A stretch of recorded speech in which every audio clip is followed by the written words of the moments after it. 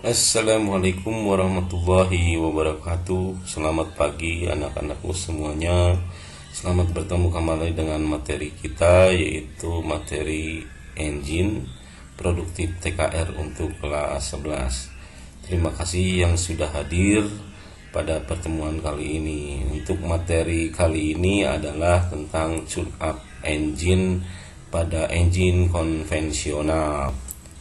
Nah, adapun beberapa kriteria-kriteria yang bisa dilakukan atau dilaksanakan pada kegiatan tune up engine ini, diantaranya yang pertama adalah memeriksa atau merawat baterai,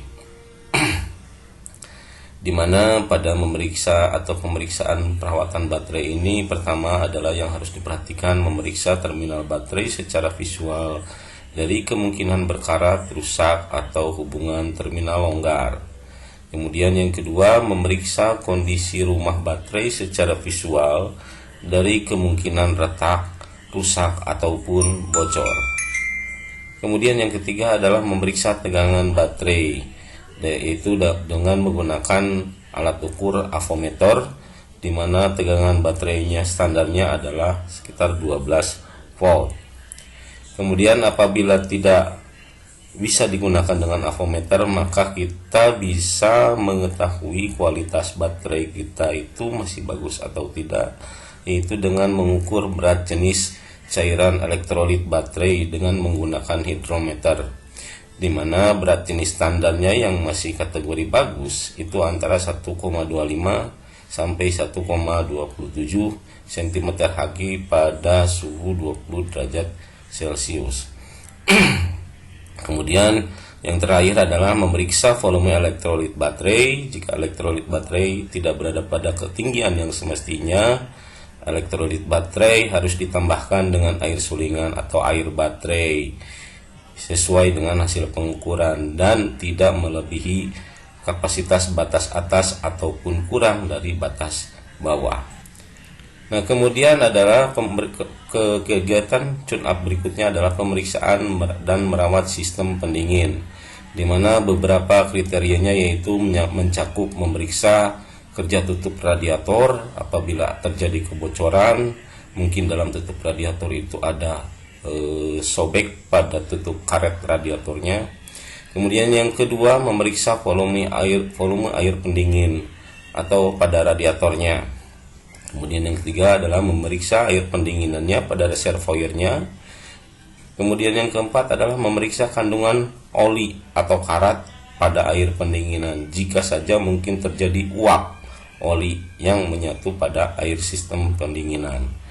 Kemudian yang kelima, memeriksa kebocoran pada instalasi sistem pendinginan jika mungkin terjadi adanya kebocoran. Kemudian yang keenam adalah memeriksa tali kipas, tali kipas yang menggerakkan untuk fan berputar.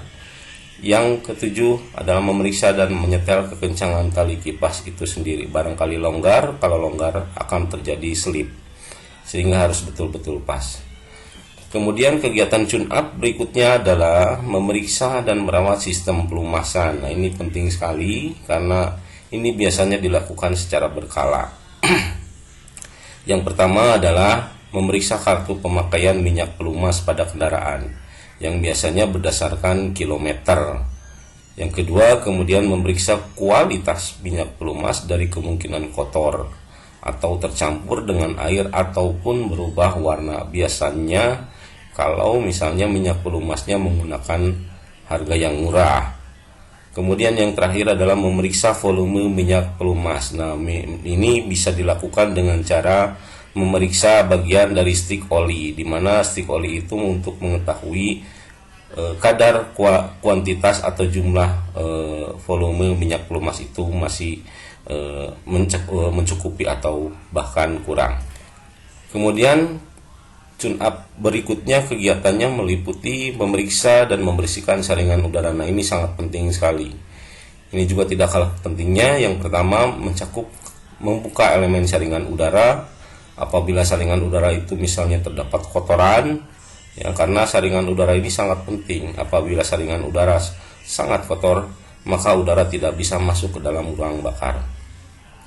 Memeriksa kondisi saringan udara dari kemungkinan rusak atau tersumbat hingga tidak bisa dibersihkan. Nah, ini berarti harus diganti biasanya. Mengganti saringan udara jika elemennya koyak atau terlalu kotor karena biasanya ada uap oli yang mencampuri ke dalam filter udara tersebut. Kemudian yang keempat adalah membersihkan elemen saringan udara dari kotoran dengan cara menghembuskan udara bertekanan tinggi ya dari arah bagian dalam elemen, biasanya dengan menggunakan mesin kompresor. Kemudian kegiatan tune up berikutnya adalah merawat, memeriksa dan menyetel sistem pengapian. Nah, ini sangat penting biasanya untuk yang jenis konvensional, yaitu mencakup pertama merawat, memeriksa dan menyetel busi. Ya, dimana pemeriksaan penyetelan celah busi juga sangat penting karena apabila celah busi tidak diketahui, misalnya celahnya, kebesaran celahnya, itu biasanya tidak akan mengakibatkan pengapian yang cukup baik. Memeriksa dan mengukur tahanan kabel tegangan tinggi juga sangat penting karena kabel busi itu juga merupakan kabel tegangan tinggi yang nanti mengalirkan aliran arus cukup tinggi untuk menghasilkan percikan api di busi. Kemudian memeriksa dan membersihkan tutup distributor. Nah, ini juga sangat penting. Kemudian yang keempat, memeriksa kondisi rotor. Yang kelima, memeriksa dan menyetel celah platina. Nah, ini biasanya dilakukan apabila celah platina tersebut sudah semakin tipis atau bahkan sudah semakin merenggang karena celah platinanya sudah habis. Kemudian yang keenam adalah memeriksa kondensor. Yang ketujuh, memeriksa vacuum advancer, dan yang kedelapan adalah memeriksa centrifugal advancer. Nah, di sini dalam sistem pengapian ini sangat pentingnya adalah merakit kembali sistem pengapiannya, yaitu dengan cara merangkai busi dengan putaran atau kekencangan jika dengan menggunakan kunci momen yaitu sebesar 1, kg per cm persegi atau 25 pounds. Sehingga nanti setelah terpasang barulah dipasangkan kabel busi dengan sesuai firing order atau FO yaitu 1, 3, 4, 2. Nah, kemudian tune up berikutnya adalah biasanya yang dilakukan di bengkel-bengkel, memeriksa dan menyetel sudut well, putaran mesin dan saat pengapian, di mana prosedur pemeriksaannya yaitu pertama menyetel oktan selektor pada posisi sesuai dengan standar, menstart engine hingga hidup. Kemudian menghubungkan kabel positif tachometer ke terminal negatif coil dan kabel negatif tachometer ke masa. Kemudian memeriksa dan menyetel sudut duel dengan prosedur sebagai berikut: memutar saklar selektor duel RPM-nya ya pada posisi duel, menghidupkan mesin dan besarnya sudut duel pada skala duel untuk jenis 4 silinder dengan spesifikasi sudut duelnya antara 52 derajat plus minus 6 derajat, yaitu toleransi 6 derajat. Yaitu dengan catatan cara menyetel sudut duel adalah dengan cara menyetel celah platina. Bila sudut duel terlalu besar, berarti celah platina harus diperbesar. Dan bila sudut duel terlalu kecil, maka celah platina harus dikecil. Kemudian menyetel putaran idle. Nah, putaran idle pada saat ini biasanya dengan menggunakan ini putarannya standarnya adalah sekitar plus minus 650 rpm. Maka diharapkan jangan terlalu tinggi karena jika terlalu tinggi pun akan menjadi lebih boros bahan bakar atau terlalu gemuk bahan bakar. Kemudian memeriksa kevakuuman pada intake manifold dengan menggunakan vakuumeter dengan prosedur sebagai berikut. Pertama, melepas selang vacuum advancer yang dihubungkan ke karburator. Memasang selang vakum meter pada pipa kecil bekas selang vakum advancer terpasang. Kemudian membaca hasil pengukuran dan menyetelnya sesuai dengan spesifikasi dengan cara menyetel baut pengatur idle. Serta yang terakhir adalah memeriksa saat pengapiannya yaitu ignition time. Dan yang terakhir adalah memeriksa dan menyetel celah katup.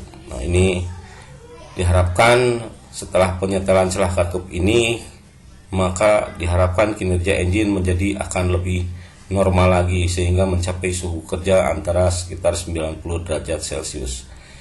Ya.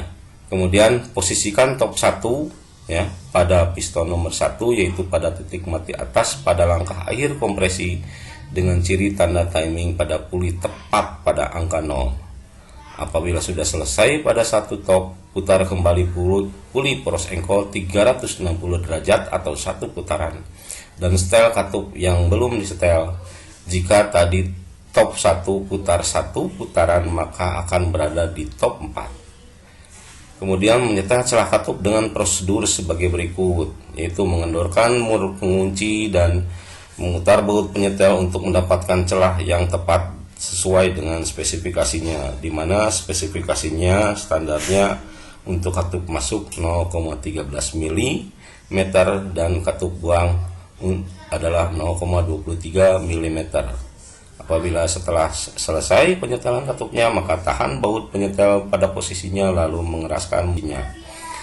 Kemudian memeriksa celah katup dengan feeler gauge, yaitu alat ukur untuk memeriksa celah katup apakah sudah sesuai dengan spesifikasi atau tidak. Nah, inilah gambarnya beberapa posisi katup yang bisa disetel pada posisi top 1, ya, dan beberapa posisi katup yang bisa disetel pada posisi top 4. Demikian, terima kasih. Mudah-mudahan ilmu kita pada pertemuan kali ini bisa bermanfaat. Billahi taufiq wal hidayah. Assalamualaikum warahmatullahi wabarakatuh.